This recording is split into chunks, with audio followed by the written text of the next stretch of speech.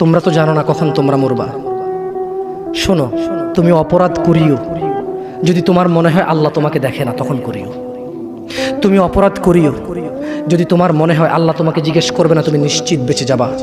তুমি অপরাধ করিও যদি তোমার মনে হয় যে আল্লাহ তোমার জন্য জাহান্নাম নির্ধারণ করবে, আর তুমি আল্লাহকে বলবা আল্লাহ আপনি বললেই হবে নাকি আমি জাহান্নামে যাব।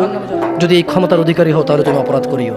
তোমাকে বলি, মহিলা, মা, বোন, চাচা, চাচি, নামাজ ছাড়া মানুষ মুসলমান থাকে না।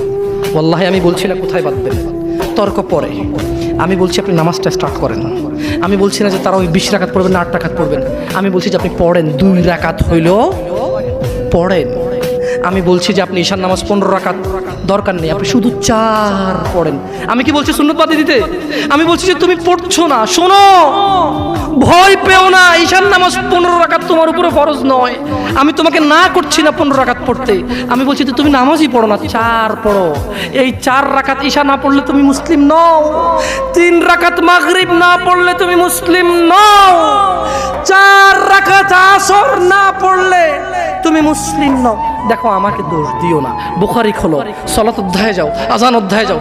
আল্লাহর নবী বলেছে তারা ওরা কাফির, ওরা মুশরিক, ওদের আর আমি মুহাম্মদুর রাসূলুল্লাহ সাল্লাল্লাহু আলাইহি ওয়াসাল্লামের উম্মতের মধ্যে পার্থক্য হচ্ছে নামাজ।